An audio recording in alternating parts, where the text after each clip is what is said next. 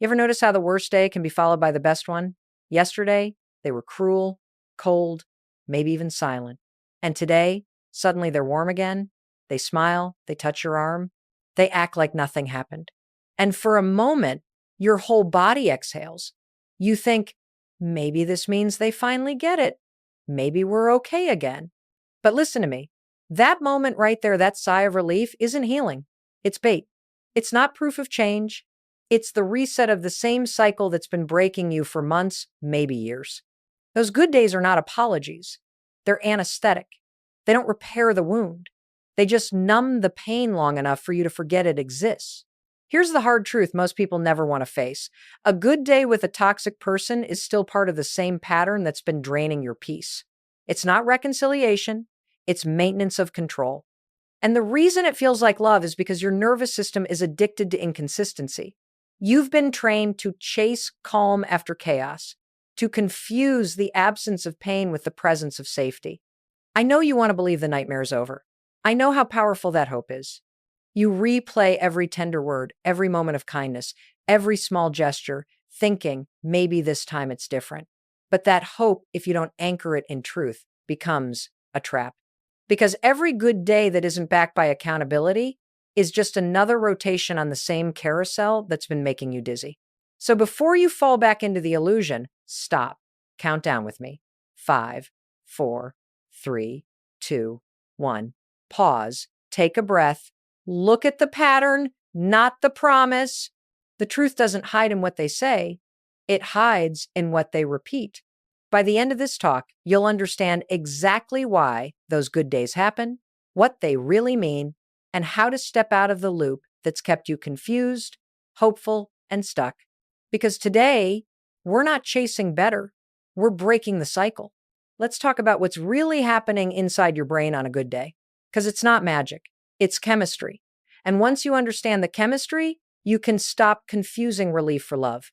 Here's what goes on.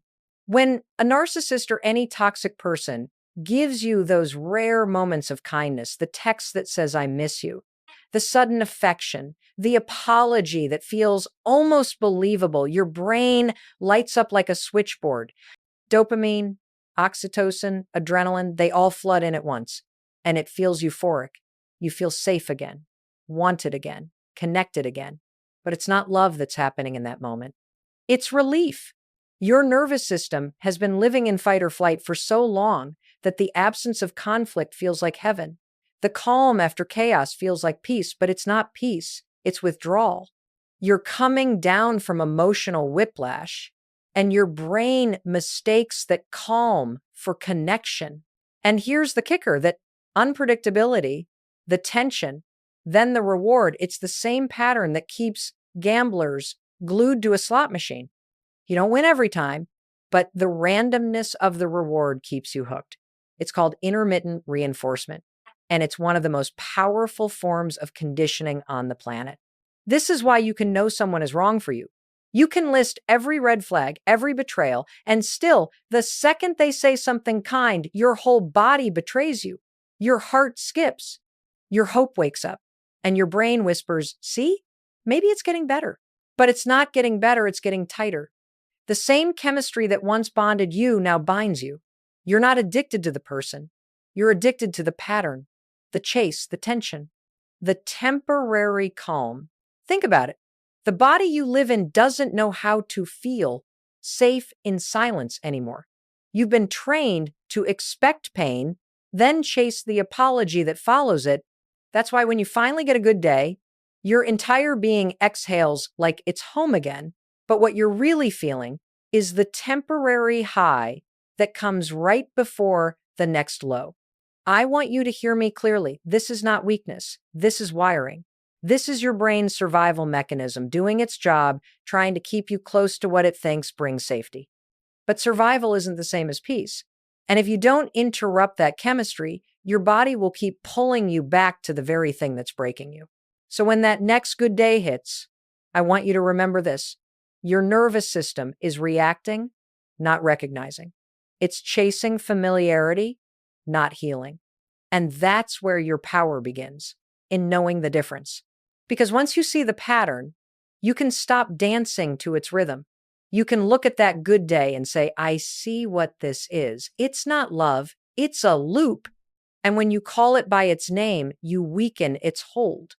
Now that you understand what happens inside you on a good day, let's talk about what's happening inside them. Because it's not random, it's not a breakthrough. It's strategy, whether conscious or not. It's a way to reset control. Every narcissist, every manipulative person runs on the same operating system: image over integrity, perception over truth, control over connection. When the tension gets too high, when you start to pull away, when the mask begins to crack, they don't apologize because they've changed. They apologize because they're losing grip. They can feel your energy shifting. They see you going quiet, setting boundaries, noticing patterns. That terrifies them. So what do? They hit the emotional reset button. They perform kindness. They bring flowers, cook dinner, send a message that sounds vulnerable. I've been thinking about you. It looks like love, but it's really damage control. They know exactly how to make you question your own clarity. Just when you were about to leave, they offer just enough warmth to keep you second guessing. It's not transformation, it's maintenance. Because if they can keep you doubting yourself, they never have to face themselves. And this is the cruel genius of the pattern. They don't need to be good all the time, only sometimes. Consistency doesn't keep people trapped. Hope does. One good day in a sea of chaos is enough to reset your faith, to make you think, maybe they're finally changing. But all that's changed is the tactic. Here's what's really happening. The good day isn't a random act of love. It's the narcissist version of reputation repair. They can't live with the image of being the bad guy, so they rewrite the story with a little charm, a few tears, a promise to do better, not to heal the relationship, but to restore the illusion. Think about it. They're not building trust. They're rebuilding control. The smile, the softness, the sudden affection, it's all part of the reset sequence. Because in their mind, losing your trust means losing their audience. And remember, narcissists can't survive without an audience. They need someone to clap for their performance, someone to validate their script. When you start to see the cracks, when you stop applauding, they panic. They scramble to get you back into the theater, to make you forget the lies and believe the show again. So the good day isn't a breakthrough, it's a reboot. The curtain rises again, the spotlight turns on, and they slip back into their favorite role: the misunderstood hero, the redeemed partner, the one who just had a bad day.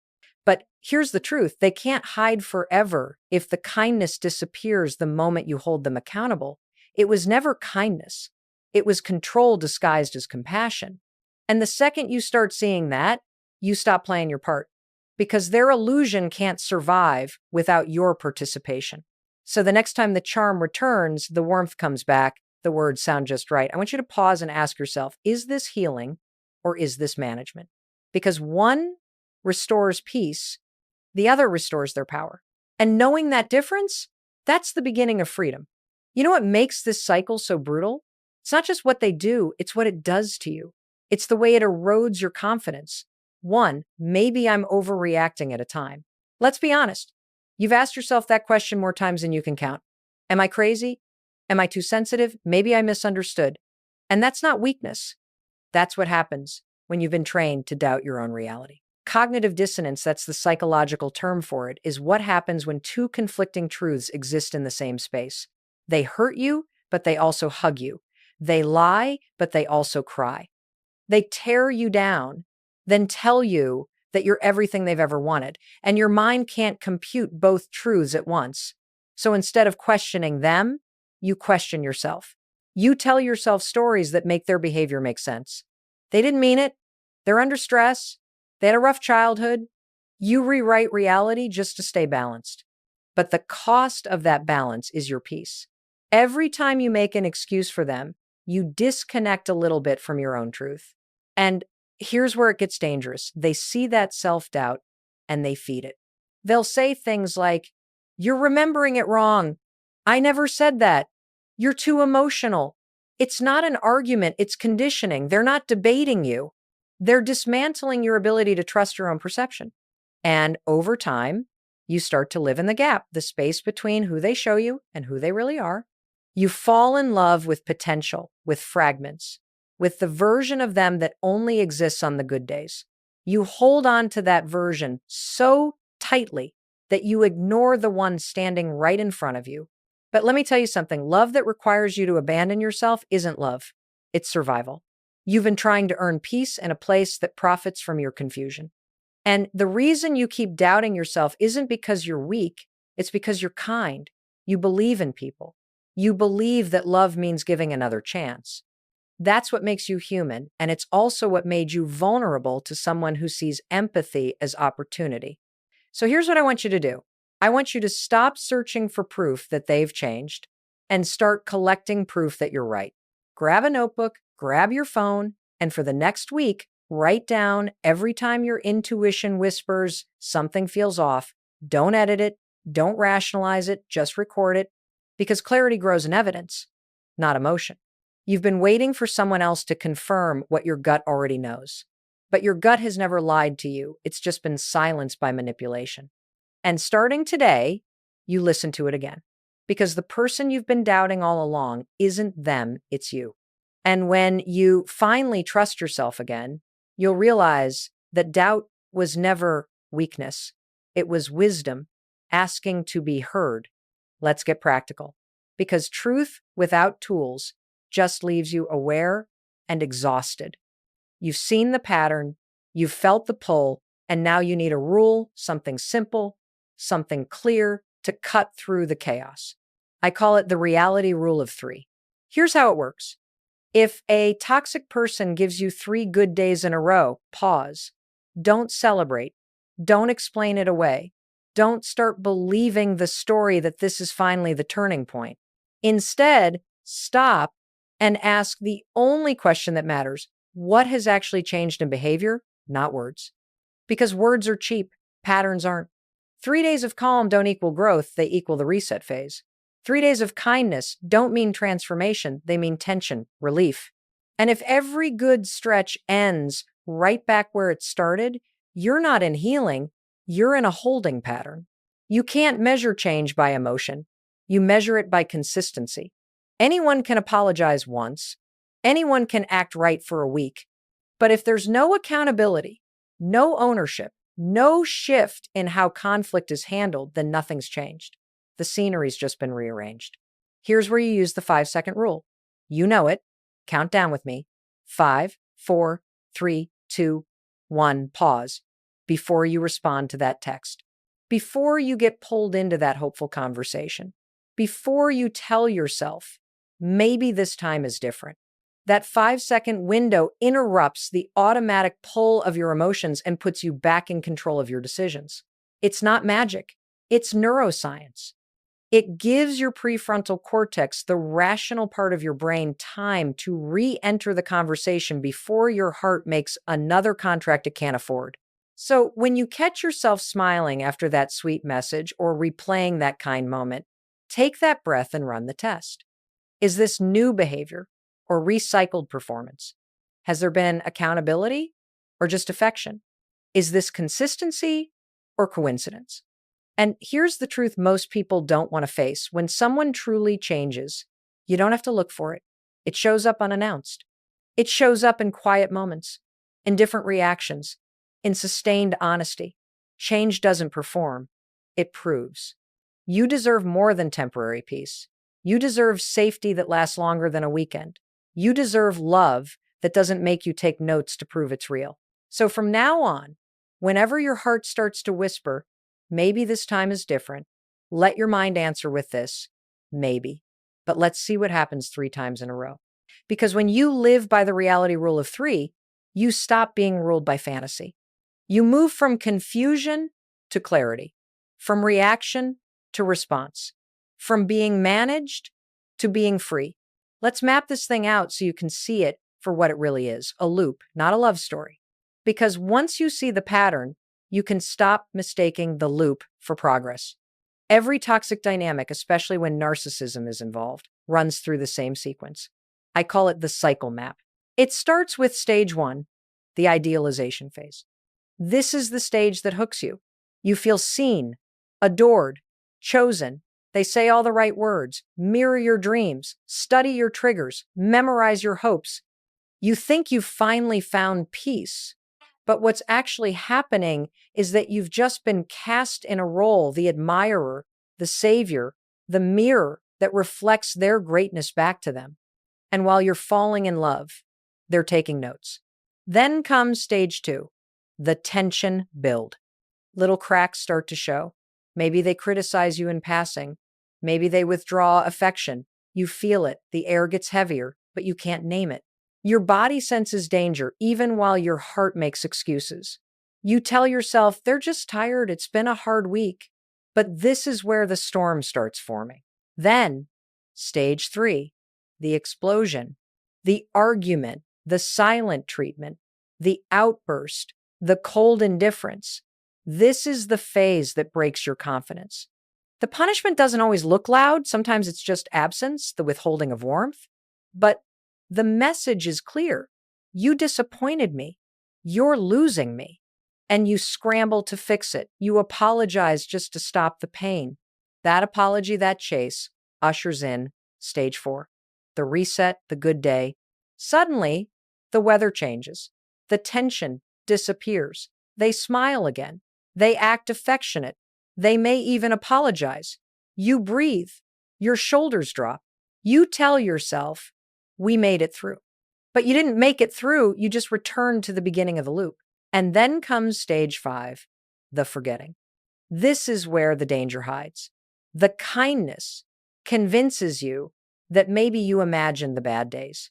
You start minimizing what happened. You call it a rough patch. And before you know it, you're right back in the idealization phase, believing in the story that hurt you the last time.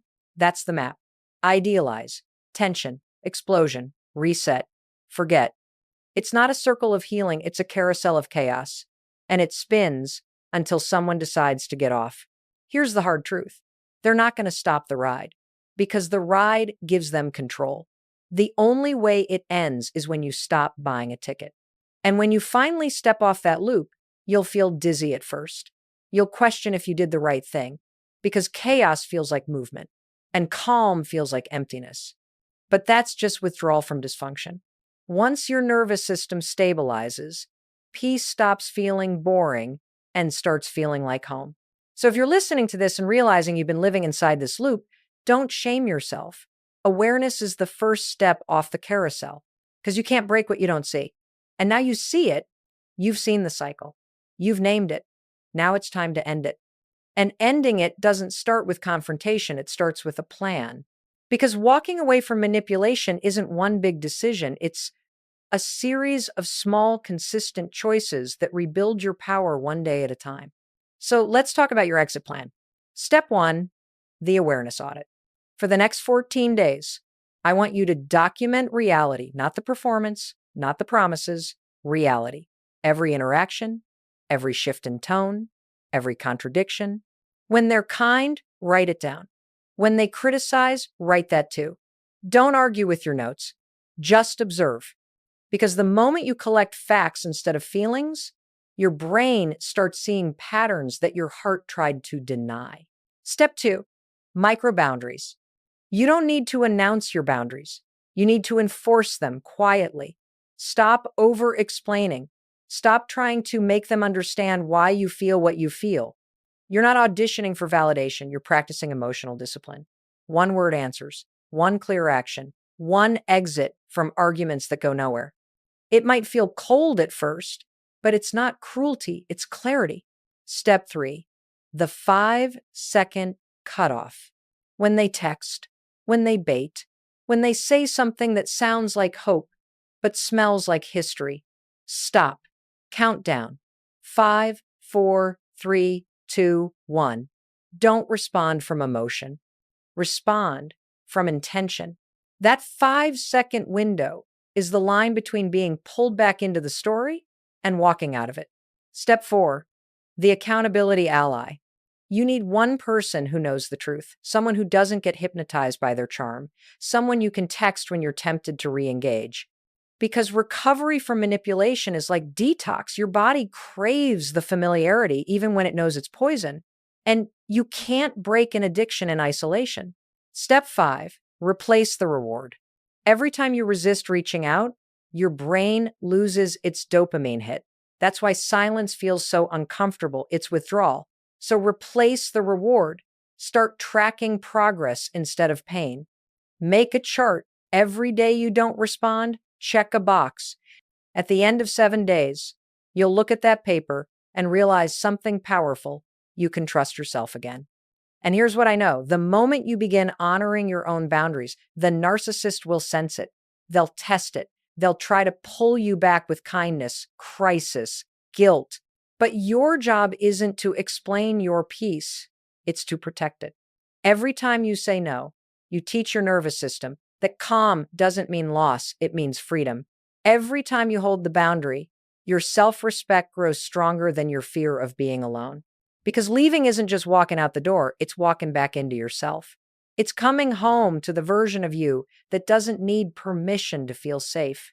So here's your declaration. I don't chase closure, I create it.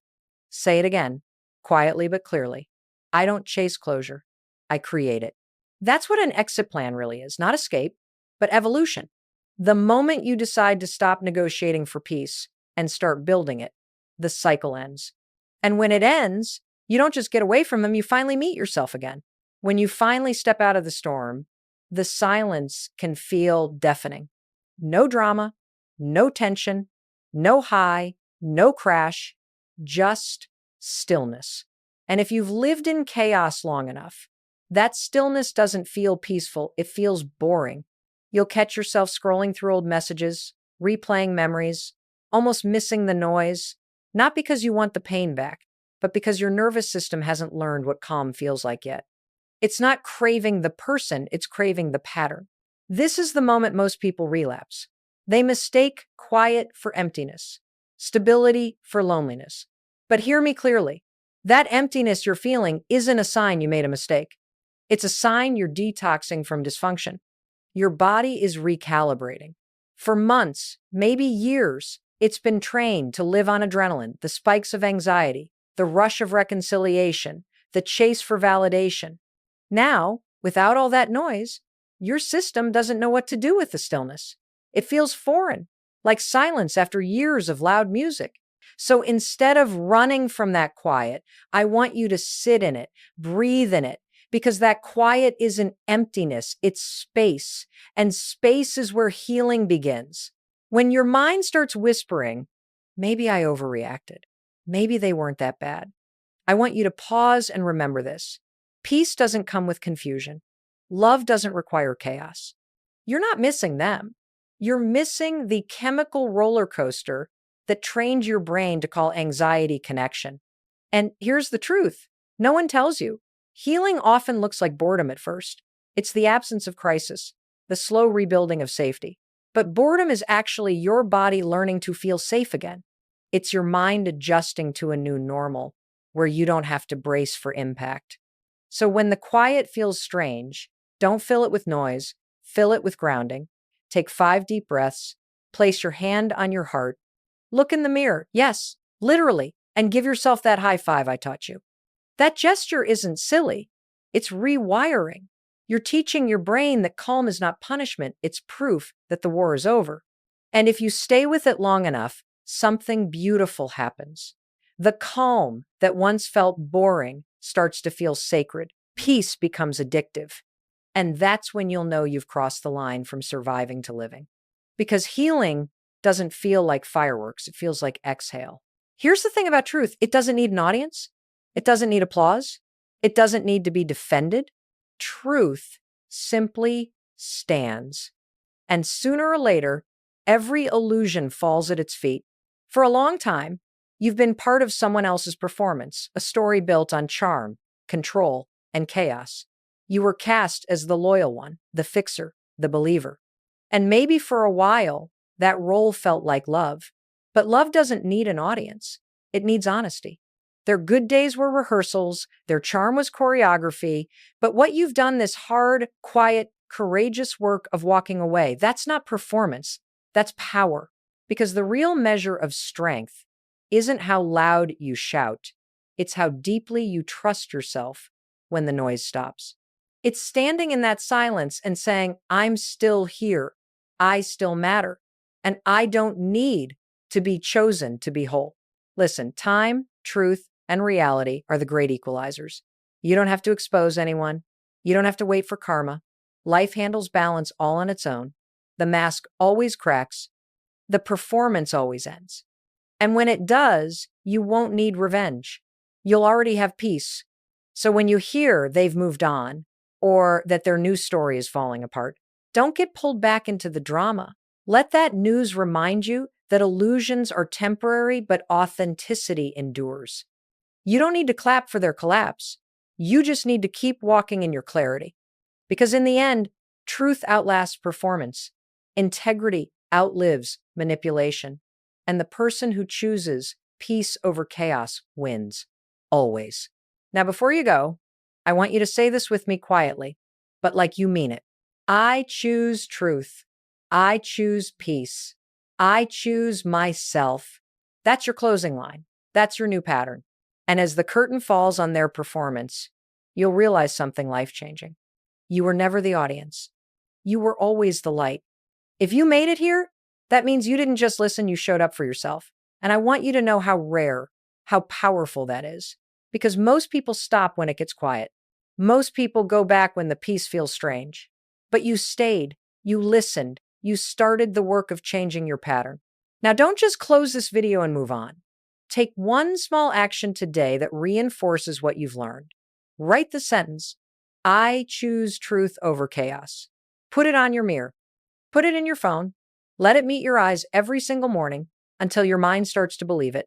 And if this message hit you somewhere deep, if you felt seen, if you felt understood, make sure you subscribe because we're not done. Next week, we're diving into how to stop attracting the same personality in different bodies, how to rewrite the blueprint that made chaos feel like chemistry. You're not broken. You were just trained to chase what hurt you. But today, that training ends. So take your peace seriously. Guard it like it's your life, because it is. And remember, truth doesn't rush, peace doesn't beg, and you never have to perform to be worthy of love. I'm Mel Robbins. I love you, I believe in you, and I'll see you in the next one.